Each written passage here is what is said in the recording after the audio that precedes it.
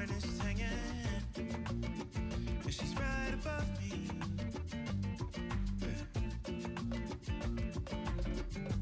Colorful, wonderful. What is going on, all you goons and producers? It's your boy, Nico Anthony. With me, as always, Damien's an alien. Yes, sir. Welcome into the Producer's Pit, New Mexico's music show. And today, we have a very uber talented guest with us. I think we're both very honored to have him in. Ladies and gentlemen, welcome in Ezrakh to the pit this week. Thank you for having me. Yeah, thanks, guys. Musician, songwriter, producer, educator, and alchemical craftsman? I was reading the bio. Yeah. Nice, Hey, nice. Man of many talents. Yeah. We'll talk about alchemy later in the show. Yeah. But this gentleman's from New Jersey, has made his way seeking fortune in the wild, wild west out here in New Mexico. But the big project that he just released last year, correct? Yeah, October. Yep. Infinity, Sankopha in 87, a two-part experience that we actually have on the table today. It's looking real nice. There's a big story behind it that you told us before the show. A lot of different adventures in your life make up this album cover. I think that's really cool. For sure. Anything you want to say about it? This is the limited edition 2 LP vinyl. I don't know if you can see it, but it's number 100 out of the 100 pressed. And yeah, I'm selling it direct via my website right now. And yeah, that's Ezrakh.com. You can go buy it there. And yeah, I guess, yeah. Well, there you go. Real good looking. I think I need to cop me one before supplies run out. But we'll talk a bit more where you can find that later. But of course, Song of the Week. You already know, that's routine. So, local song recommendations from just what we've been listening to in general. And of course, we'll throw you some local picks. So first off, Damien, what do you suggest this week? So today, I'm going to suggest something that's long overdue for me. One song that I've had on repeat forever since it came out in like 2017 was Lobby Call by Smino. Super, super smooth song. I mean, it's just the whole vibe. Yeah, definitely go check that out. And then my local pick, I'm going to choose Ever Knowing by The Meanderings. Super, super vibey song. I really, really, really, really like that song. Go ahead and go check them out. All right, we got some good picks here. We're going to put you on the spot here Ezrakh. Okay. Got anything you'd like to recommend to the audience? Oh man, right now, there's a lot of good music out too. I've really been listening to a project by an artist named Kia with 2 A's. I think it's Keiyaa. She's from Chicago but based in Brooklyn. She has a really dope album. Been listening to my man Dee's music. He's gonna be playing with me in a few when we do the performance. And I listen to a bunch of music all the time. So like, I could recommend you something, but it might be super rare or like old school or. I mean, go for it. Our playlist is already crazy. Well, definitely Kia, and then Mdu Mokhtar is really awesome. He actually played out here 2019. He's a Nigerian from Niger in Africa, guitarist, and he's like, top of the line, great, really dope, sort of like jam, desert, psychedelic rock blues. Yeah, it's really awesome. Yeah. All right, well, some more stuff for you to check out here. As for myself, I've been listening to a lot of good stuff lately. I've been really doing all my listening on Spotify, because that's just where it's at. So, man, it's a tough one. I think I'm gonna throw Losing You, Asphyxia, really good, chill electronic music. It's got Laura Brem on there, who is probably one of my favorite vocalists who works with a lot of electronic music artists. It's just, once again, it's a vibe. That's the show. Yeah, it's a vibe. Local, this one, I feel like this one's a bit long overdue because it took me a while to check them out.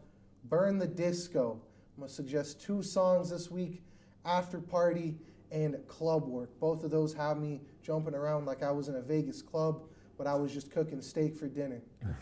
But honestly, real hype stuff. You know, great, just electronic party music. Burn the Disco, amazing stuff. Hated to see you get thrown off by a group of Oh yeah. That's right. of ruffians, as you'd say. Maybe they're handing out flowers. Maybe that's why. But by the way, Art Walk. That happened. There was some good performances there. We got to see a lot of good people in action. Munira, great friend of the show now. After that episode with her, but we got Pocket Elephant, the show. Of course. Red Panda. I mean, fantastic. Who else? That's about all as far as all the friends we know on the show. What? No decon? Oh yeah, Decon. I was like, you're not gonna say decon? Yeah, I forgot about Decon. That's true. I'm sorry, man. Don't come knock on my door. Speaking of which, he's out in Utah doing a festival right now. As far as at least today, on the day of filming. So we'll shout you out there. We'll never forget you, Decon, except today. Shout outs. What do we got to shout out? You guys, again, we expect to jump to 300 followers like that. I mean, you guys we had a really good month for, meeting a lot of new people, getting a lot of new followers, and a lot of new people checking out the show. So, I mean, we're booked to hell right now because you guys have just been wanting to come in and share what you've been doing. So it's been crazy. Thanks for reaching out, guys. Thanks for engaging. I mean, this show's nothing without the artists. This show's nothing without you. So let's do some more big things. We got some fun stuff planned for the summer for you guys. Starting in May, we got a whole just long list of shows. So, hey, we got a lot more coming that, you guys know and love. So thank you very much. And yeah, that's about it for news and all that good stuff. So we'll be talking to Ezrakh about who he is and what he's been doing after we take a quick break.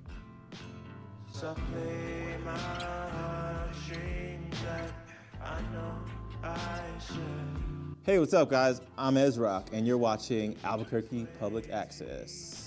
You feel so good. On and on this way, just transform. And welcome back to the Producer's Pit.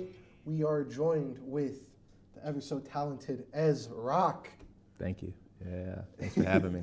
No, thanks for coming in. So let's jump right into telling everybody a bit about your origins, what got you into music, and who inspires your career here, for those who don't know. Yeah, I mean, got into music at a really young age, like a lot of people, singing in church or in school.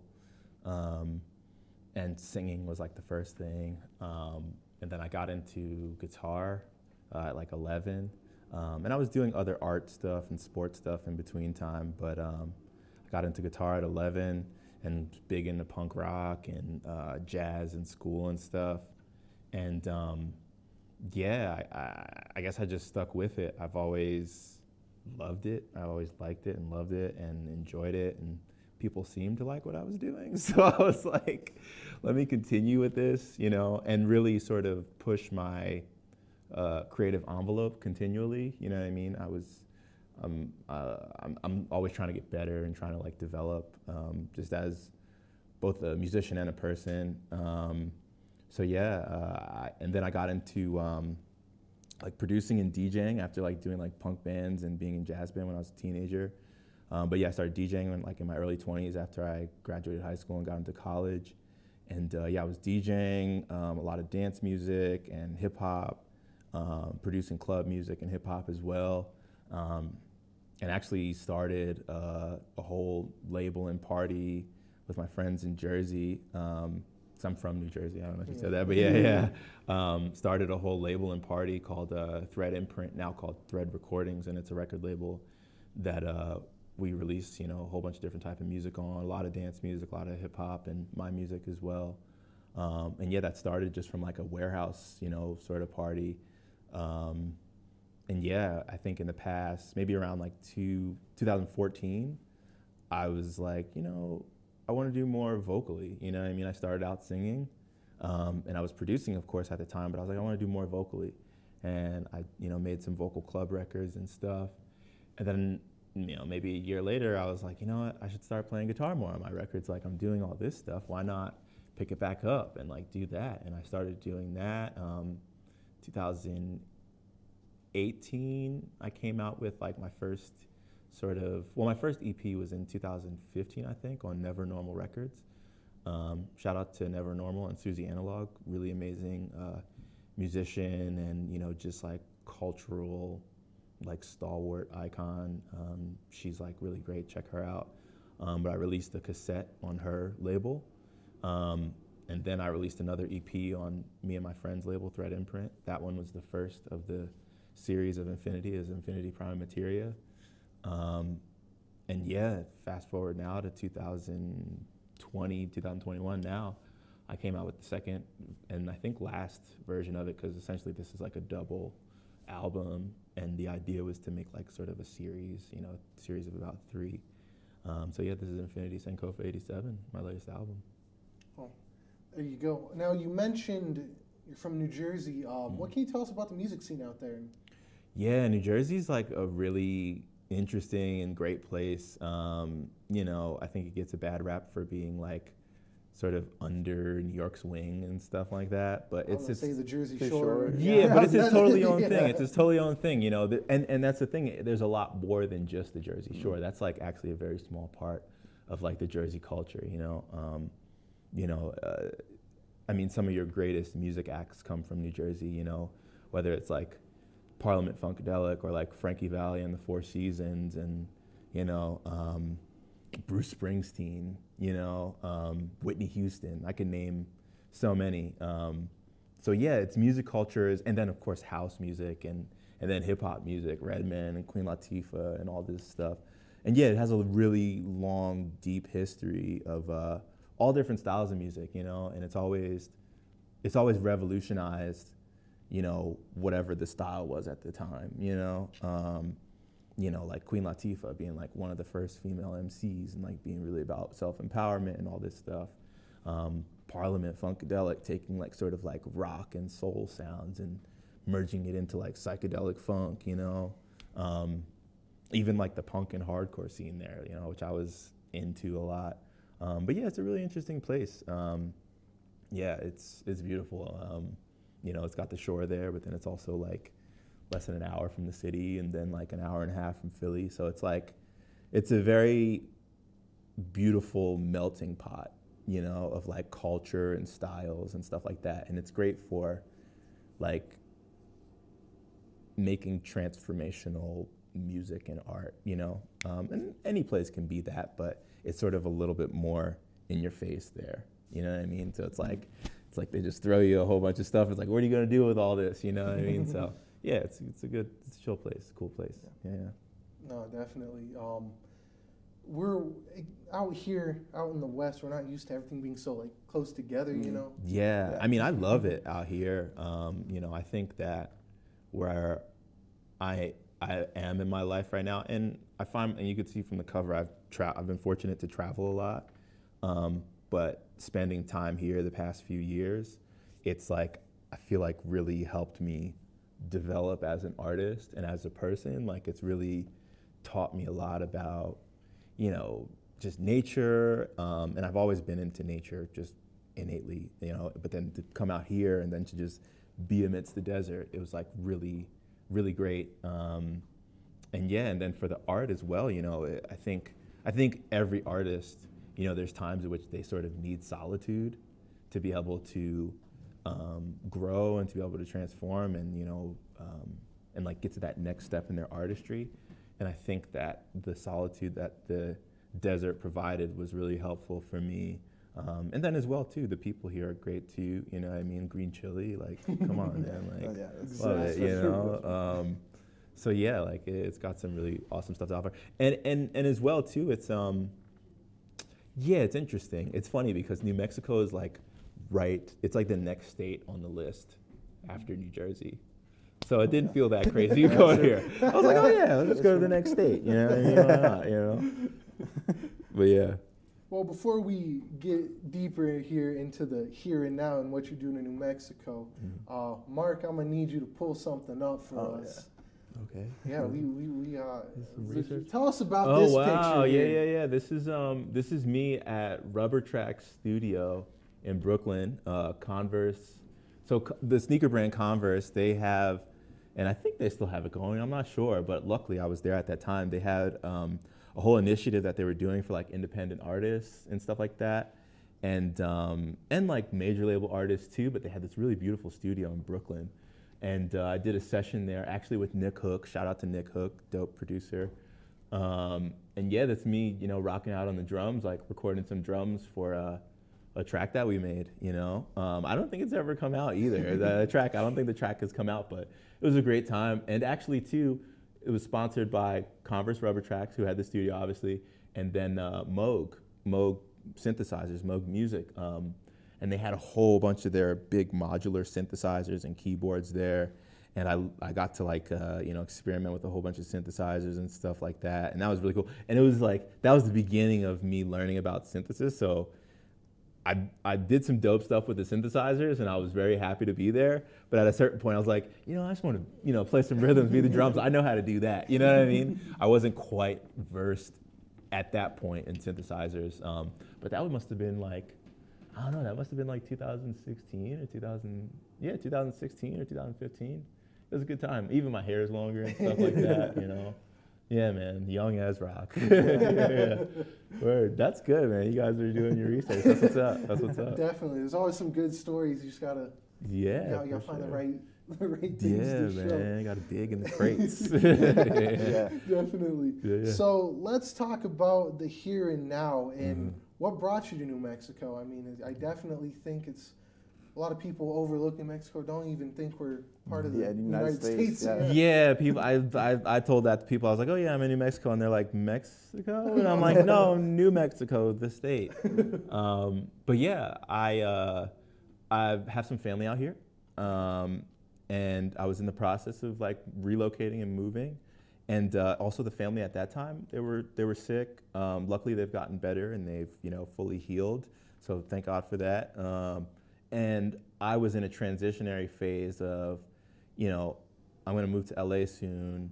Might as well go spend time with my family, make sure they're good, And I came here, and yeah, it was like I spent like a year here with them, and then at the beginning or the end of 2019, I went to LA, started subletting, was doing music out there. I have tons of friends out there who are in music as well, and I was subletting there. And I was there for a few months. Everything was great, and I was subletting, so I hadn't signed a lease yet. And then the pandemic started. And then I was like, I don't know if I want to stay like in LA during a pandemic, I was like, if I'm going to, be isolated and, quarantine and everything, I would rather be somewhere where I can like walk outside to like, the desert or like the bosque or something like that and like be amidst nature, even if it's solo, in quarantine, at least I can, enjoy, that time in nature and everything like that. So I came back here at the beginning of 2020, March or whatever. And yeah, my family's still here. And yeah, I like it here, you know what I mean? I'm not sure if it's a place I'll settle, like who knows? I know they call it the land of entrapment and stuff like that. Luckily I haven't been entrapped, but I really do like it a lot, and who knows, maybe it'll be, a second home or something. It's definitely a second home at this point, it's a home now, but in the future, like it'll definitely be, some measure of home. I think home is here anyway, you know what I mean? Like you can go from place to place, but home is, is yourself. You know what I mean? Like I'm living in my home. You know what I'm saying? Like my body, Exactly. But, now, how was it, going from New Jersey, the East Coast, and, coming out here? I mean, is there any transition, stuff that happened? Well, I think it was quite interesting, my like transition here, because I I moved my apartment here, in the box truck, driving east to west on 40 and all that stuff. And then I said, I'm going to take a few months and go to Africa and visit some friends and family and teach. And so I moved my stuff here, like I said, and then I hopped on a plane, went to Africa, and I was there in South Africa and Rwanda, Ethiopia and Egypt. I was there for like 3-4 months. And I think doing that before I came back here and settled was actually pretty helpful, because it sort of like stretched my like perception a lot more, and I think I've been fortunate to travel other places previously. Like I've gone to the Caribbean and, Canada, do shows and all that other stuff. But to take a trip so far, and like, I guess essentially different, you know what I mean?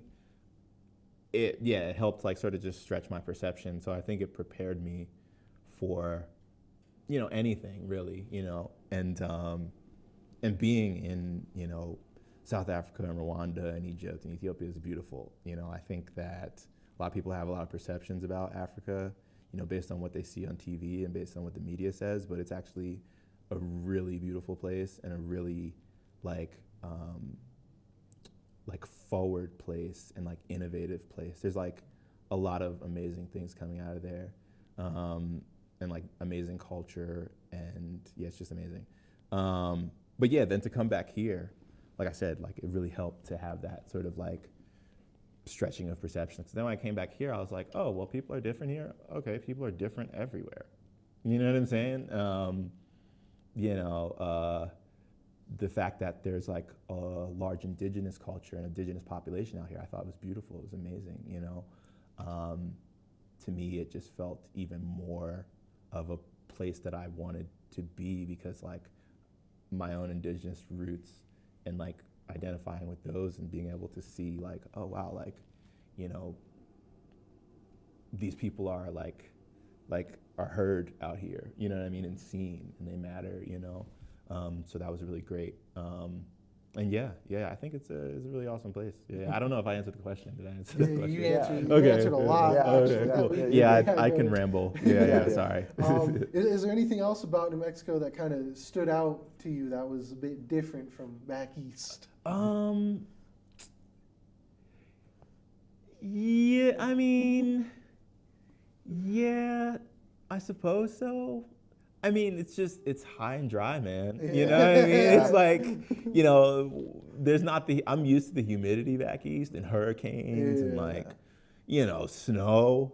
Like when it snows out here, people freak out. I'm like, and I'm driving and they're like, hey, this is great. Like, you know what I mean? Like, because like when it snows back east, like, the average is like 1.5 feet, 2 feet, 3 feet sometimes, like. And like you'll get 2 feet and you'll still have school or like work the next day. You know what I mean? Out here everything shuts down, and it's like that's really interesting. And yeah, there's so much. There's really so much. I think I just really appreciate the blend of cultures out here. Like I said, like the indigenous culture, the El Norte culture, like and it's just really great. The green chili, like I love green chili, like it's great. And I've found and I've always, sort of like, I grew up plant-based, so I always appreciated vegetables and beans particularly, but like I have such a deeper appreciation for beans. Oh yeah. 100%. From being here, beans are so underrated as a food. Like they're just so great. Like legumes. Yeah, throw some red chili in those? Yeah. Red chili. I mean, I prefer green or Christmas, but I do like red chili. I mean, all of it. Give me all of it. yeah. Word. Yeah, no, the food definitely gets a lot of people out here. And the music's good too. There's a lot of great musicians out here. Like, the guys I'm gonna be playing with. Dee is a really amazing musician. Joel and Carlos, really great guys. There's like Barrio Soul Sundays. There's dope events that are happening at Ancora. it's a really cool place. It's really chill. I'm glad I'm here. Yeah, no, definitely. We're glad we got to experience Ezrakh. Oh yeah, man. While you're making your man. tour around the world. Oh, hey man, I'm a traveler, man. I'm a traveler, and I'm just doing my best to enjoy life and experience folks and share my experience with people. Yeah. Definitely. Now let's go back to, you mentioned that you were doing some teaching in Africa. Yeah. Can you tell us a bit about that experience, and is there anything that happened there that has influenced your career going thus far? Yeah. I mean, I think just my presence there and the effect that it's had on me is like definitely going to be an influence on my career, forever, until as long as I have one. But yeah, I have a family friend that has a camp out there. It's an arts camp, Turi Kumwe, shout out Turi Kumwe.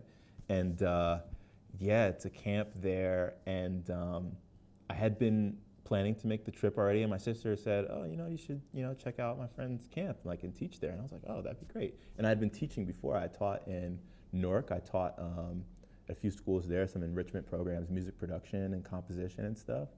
I was like, oh yeah, that'd be great. So I went and I, taught there, and I stayed there for about 3 weeks, and I taught all summer camp, and it was just beautiful. Like every day, just hanging out with the kids, and then just teaching them and bringing them new perspectives was really amazing. And the way that they approached music, and the way that they approached synthesis and beat making and composition, it taught me a lot. You know what I mean? It taught me hey, you have your own perceptions of how you come to a session or something like that. Sometimes you got to throw all that out and just experiment. You know what I mean? And yeah, they were really good with just their drum programming, their synthesis. I have some videos of them playing around with the synths. That was great. They also, on the cover here, if you notice, on the bottom right corner, that's my hair braided up every day. Essentially, the kids that had long locks before, probably past my shoulders, and they would braid my hair every day, and just just have fun. It was after lunch or after breakfast, and they'd be like, "Oh, let's braid your hair" and all this stuff. And it was really cool. It was really great. It was really amazing. And they did a performance at the end of the camp, in which each class, I taught 2 classes, one younger class and one older class. And they did a performance of about 3 songs that we made during that time. And it was just great. It was amazing. They have so much energy and life, and, and just a really unique take. And I don't know if you know anything about the history of Rwanda, but they went through a pretty rough genocide that happened there in the 90s. So the place I was teaching at was an orphanage in which they saved thousands of kids during that time. So it's a national memorial center, basically a national landmark out there. And I was just really fortunate to teach those kids, and really for them to teach me too. I don't want it to make it oh yeah, I helped kids in Africa, because I think a lot of people do that on social media and stuff like that. It's become this thing, but I'm really thankful and fortunate to have done that. Like I said, it really taught me a lot. And even my co-instructors, brilliant dudes and women as well, just awesome folks, and being able to connect with them really changed me for the better and in a positive way. Yeah. Fantastic. No, thank you for sharing that. Man. That's some. We always love fresh perspective. That's what we need more around here. Man. Yeah. Word. But briefly, and this will be my last question here, is what can you tell us about the art of alchemical craftsmanship? Well, the art of alchemy is, most people at least what it's said is turning base metal into gold and all this other stuff, all this medieval, wizardry, right? Yeah. I'm sure it has that, but I also think it could be even simpler and more approachable. You know what I'm saying? There's this gentleman, is Dr. Carl Jung, and he talks about like alchemy and like being able to like transform as in your human experience. And we all go through stuff, you know what I mean, whether you're bullied in school or your parents divorced and like all this stuff. And these are like sort of like base metals, right? Like these are like sort of hard aspects of our lives that have made maybe not necessarily the best mark on us, right?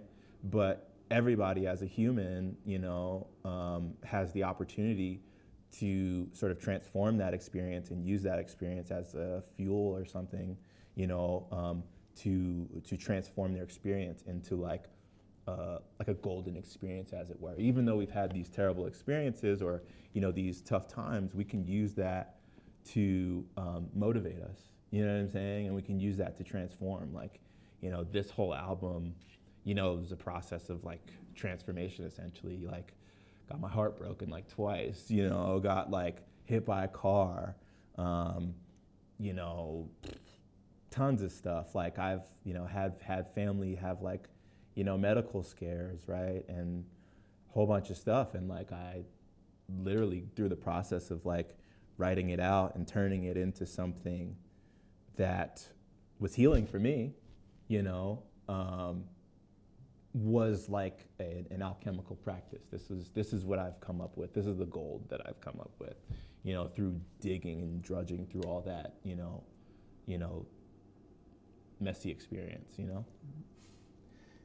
It never ceases to amaze me that I always come in with some of these questions as a joke, and I always get just these super deep answers that just totally flip the script on me. It's real, man. It's real, man.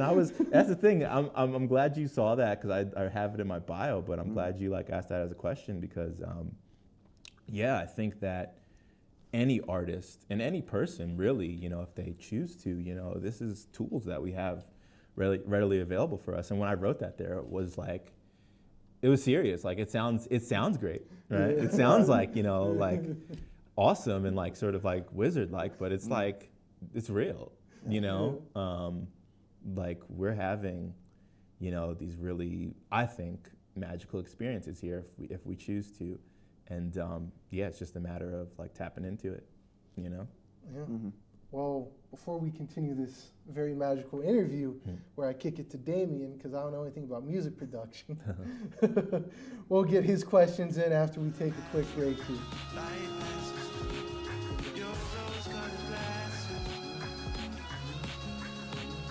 Hey everybody, how you doing? It's Producer's Pit, and I'm Ezrakh. Make sure you subscribe on YouTube.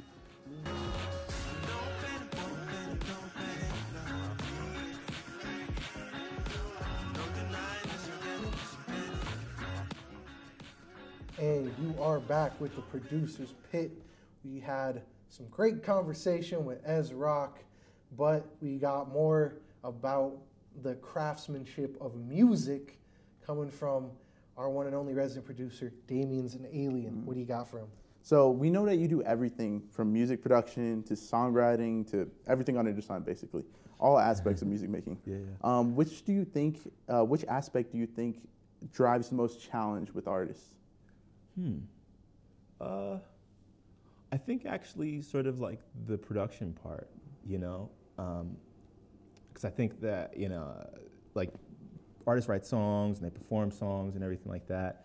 But yeah, the production part is like sort of like, I think gets a little bit, it's a little bit more difficult because you have so many options. You know what I mean? You can take a song that you like wrote as like an acoustic ballad and you can completely transform it if you like do a certain production on it, you know what I mean? So I think that sometimes sort of knowing what the limit is when you're in the production phase, that can become most difficult. And then as well, if an artist doesn't really have the production experience, it can become difficult, For me, are you asking specifically or just overall? Yeah, overall for you,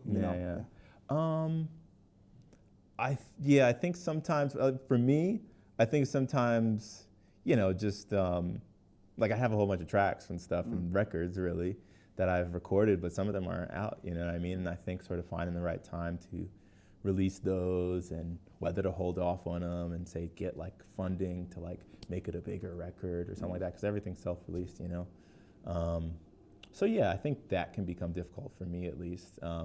But yeah, I mean, you know, bring it. You know what I'm saying? It's like I don't mind a challenge. You know? Yeah. Yeah. And coming out to New Mexico, has there been new music techniques or producing techniques or anything at all, even art forms that New Mexico has taught you? Yeah, I mean, I think it's sparked my interest a little bit more in country and folk music. Like I grew up with some country and folk music, but being around it a little bit more and seeing that it has a little bit more popularity out here has definitely sparked my interest more. And as well, flamenco. I grew up, one of the reasons I wanted to start playing guitar was my mother and my sister, they danced flamenco in New York when I was a kid. And I would always just like hear the guitar and I'm like, yo, that's amazing. I want to do that, you know? And I think my interest in like flamenco and like Spanish style guitar has definitely been sort of reignited. As well, just recently, I've seen a few bands out here, and I've seen it before in the East Coast, but I've seen a few bands out here, and they had like pedal boards and stuff, and they had like a nice rig and everything, and I was like, oh, that's really awesome. Like, and like me as a guitarist, I'm like, I've always wanted to do that. And like literally just this past year, I sort of delved more into having like a sort of dedicated rig. I had a multi-effects pedal before that you had to like go into banks and compute, like all this other stuff. And it was just counterintuitive. It was really like, just difficult to do. So I was like, let me just get a set of effects, have everything right in front of me, tweak it when I need to. And I think, seeing like a lot of rock and metal stuff out here and having been into that before when I was younger, to me being here and seeing that just reignited it for me like as a young adult, and like incorporating that into my my practice and my rig. Yeah. Yeah, and we all know that starting musicians all have their trials and tribulations. Definitely. Do you wish you knew something before starting out, like a tip or something that you wish you would have known? And do you have any tips for upcoming aspiring artists? That's a good question. Do I wish I would have known anything before? I mean, I wish I would have known that you can literally do what you want. You know what I mean? I think for a certain, and not for too much, I think I've always, done my best at, just being me and, just being like doing what I want, like with music. But I think when I was first starting out just a little bit, before I even released anything, I was like, oh, I gotta write a song like this and I gotta write like this and blah, blah, so-and-so. And it's like, you can still write a hit or like a sort of like a mass appeal type song by just being original,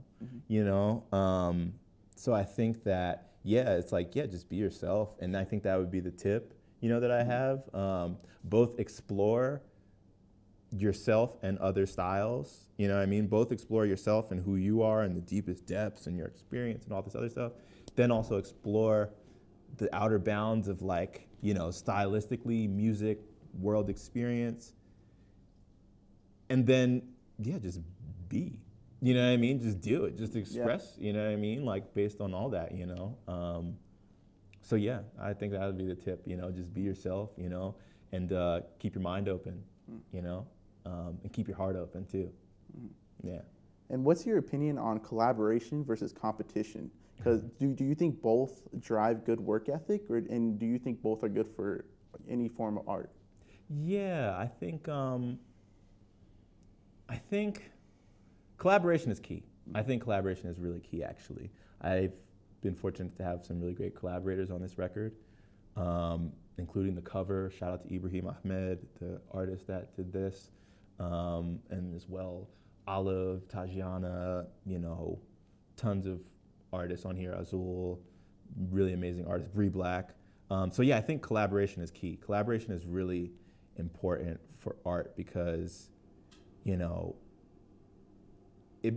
art essentially is about, putting perspective into something so that other people can have a certain sense of perspective about the work. You know what I mean? So having collaborators, I think, expands that potential, to like make it a more in-depth piece, let's say. And yeah, competition, like, I don't know. I don't really see, it's weird because, like, I think in capitalism, yeah, competition exists, but, like, I don't think competition really needs to, like, exist as a thing. You know what I mean? Like, we're not animals at this point.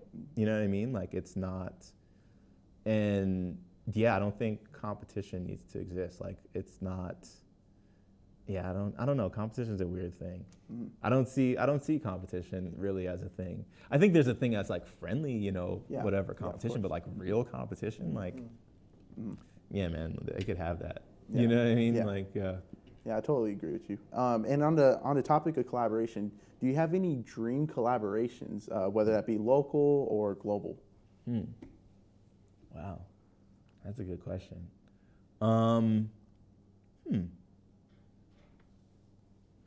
don't know if I have any. Well, actually, I really would like to collaborate with Sankopha Creative Partners. I don't know if you ever heard of them, but they're a producer, just amazing trio of artists and musicians and producers.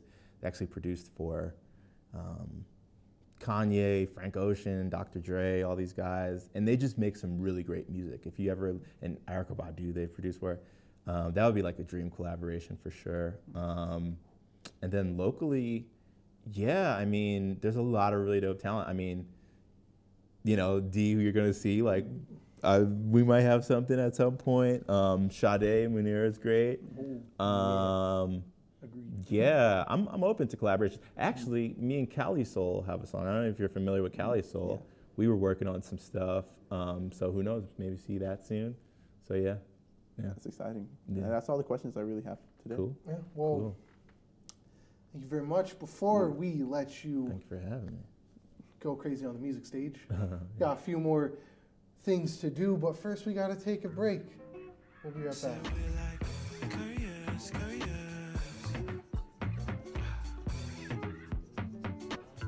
down the road. It's like courier. Down the road. Up and round the road.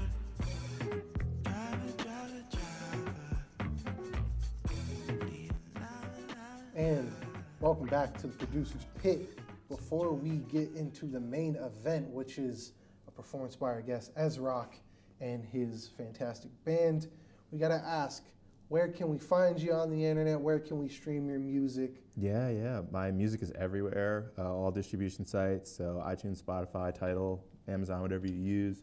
Ezrakh.com. That's Ezrakh. And yeah, that's also my Instagram, Twitter, everything. Pretty much all socials, Facebook page, that's where you can find me. Definitely check out my album. It's Infinity Sankopha 87. You can buy that on Ezrakh.com. And yeah, it's on my website. It's a rare 1 of 100 artwork done by Ibrahim Ahmed. And yeah, I'm happy to share it with you guys.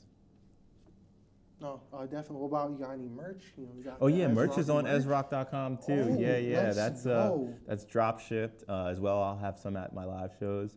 But yeah, Ezrakh.com. You can find everything Ezrakh. Yeah. And YouTube. I'm on YouTube. Watch all my videos. Idea shot a lot of my videos. Shout out to Idea. Amazing videographer, cinematographer out here. So yeah, check out the YouTube as well. Yeah. Well, if you're not a fan of Ezrakh yet, you will be after today, 100%, because yeah. he blew us away when we first saw him. Now, is there anyone you'd like to see on this show in the future? Well, Dee, who's going to be rocking with me. Also, Cali Soul.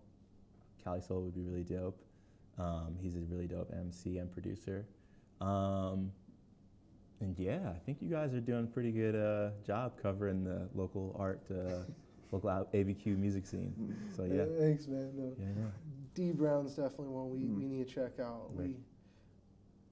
I mean, he kills it on keys. Oh yeah, he's great. Yeah, He's he's great. insane. He got some good soulful tracks too. He's a good dude. No, Yeah. Definitely. Well, before we let you go crazy, we got to plug our stuff here. YouTube, Instagram, producers_pit. Of course, Instagram's where it's popping. We're not really doing much on Twitter or TikTok unless you want some more dances. I don't know. Comment if you want some more dances. We might need to take some dance lessons. I was gonna but say, yeah. we can hit the Macarena. Yeah, we can hit the Renegade. The Renegade. But you already know, highlights are on the Instagram. You know, shoot us a message if you like what you're doing. Hate mail, go for it. Yeah. You know. Hopefully we can get some more shows planned later down the line with some of you guys. We're kind of booked at the moment, but later in the summer we'll definitely have some spots opening. So if you want to share your music, share your craft, be up on here, just message us. Instagram producers_pit. Of course, YouTube, that's where the full episodes are. That's where all the fun and games happen. You know, it's a good time. And then what else do we know? Spotify, producers_pit as well. Song of the Week playlist if you really want to be confused on what this show's music taste is. If you say, you know, what's the music taste of the Producers Pit? The answer is yes. Nice. Also, local picks are on there exclusively. Just a bunch of good stuff, you know. So there you go. Go find us. Of course, also Comcast Channel 27. If you're watching on TV, that's where we'll be. So we're all over the place. So we're having a good time. So thank you for checking us out. Outside of that, I mean, there's not much left to do but let Ezrakh go crazy on the music stage. So let's get that set up and let's get going, and we'll see you when we come back. There's something about you, baby, got me feeling wild now. You know you drive me crazy, but it's all worthwhile now. Hey y'all, how you doing? This is Ezrakh here. It's my new album, Infinity Sankopha 87. Make sure you cop that, Ezrakh.com. Shout out to Producers Pit for having me. Really great time. Albuquerque, stand up. Right around, on left, like a drug, healing me, growing out. Pick me up, take me down, then we come. Right around, on left, like a drug, healing me, growing out. Pick me up, take me down, then we come. Right around, on left, like a drug.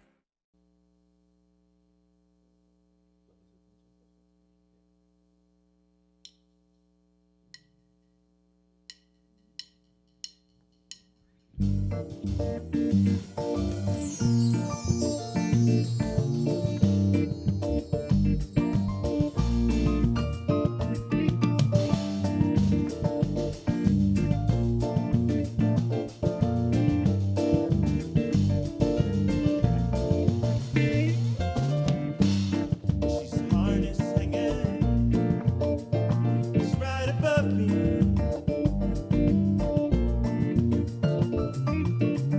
She's colorful, wonderful, like a pretty figure, a pretty figure. She's like a piñata. I'd rather not break. I'd rather not break. No, no. But if she lets me out,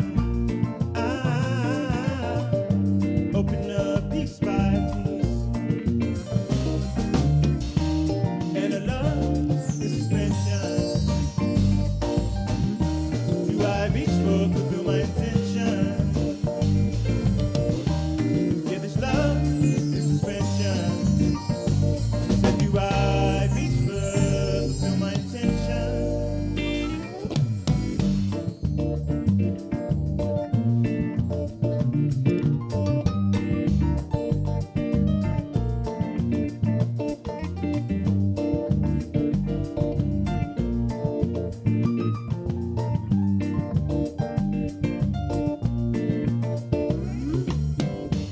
Now I don my wing and fly up to meet her, and fly up to meet her. Said, do I brace her up? Do I chop her down?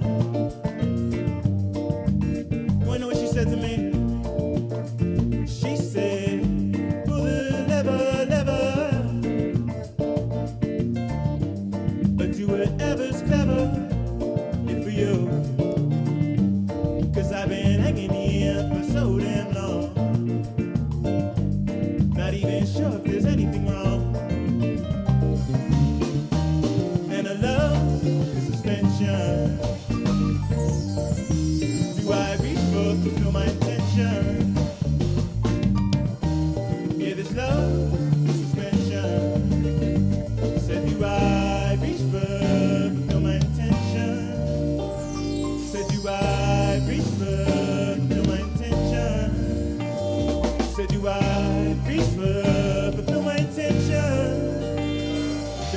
I reach for.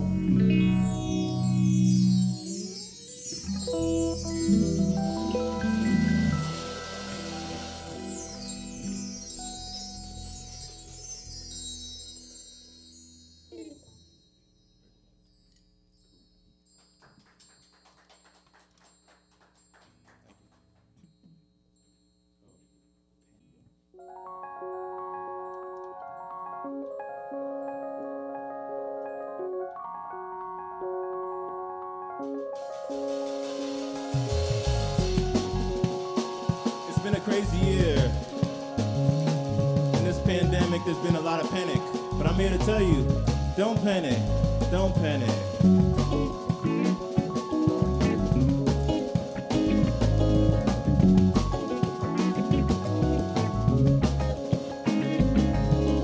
So don't panic, don't panic, don't panic. There's no denying it's organic, it's organic. So don't panic, don't panic, don't panic, no. There's no denying this organic love. Back and forth, this or that. Love or games from futures past. One hold on, but don't one look back. What's going on? 'Cause it's going fast. But don't panic, don't panic, don't panic. There's no denying this organic, it's organic. But don't panic, don't panic, don't panic, no. There's no denying this organic love. Because harmony is not good in the same lasts. Gently as the light passes through your rose-colored glasses. Oh, steady now. Don't cry. Don't panic, don't panic, don't panic, no. There's no denying this organic love. But don't panic, don't panic, don't panic, no. No, no.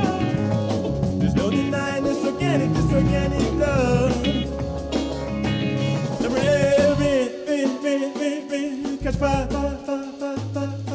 jump in the water, climb high, bring that rain, oh, catch fire, jump in the water, oh, climb high. Check it out, check it out, check it out now.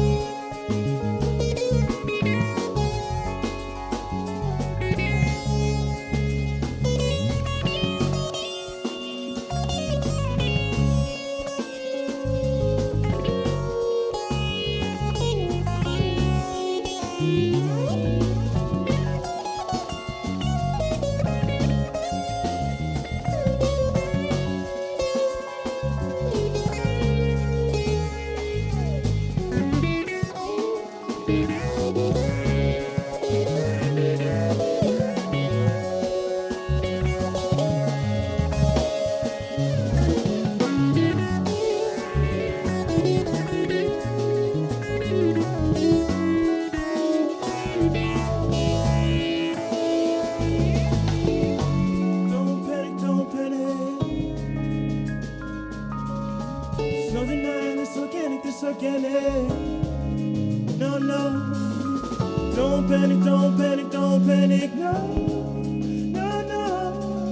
There's no denying this organic love. Why? Because there's power in music, electric revival. There's power in music, magnetics united. There's power in music, electric revival. Power in music, magnetics united. There's power in music, there's power in music. There's power in music, there's power in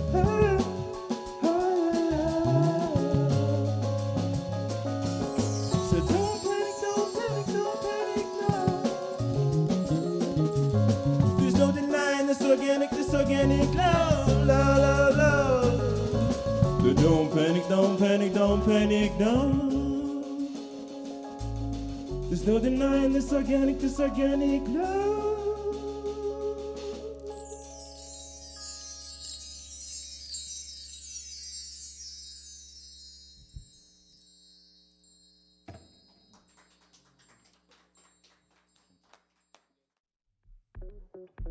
Turn your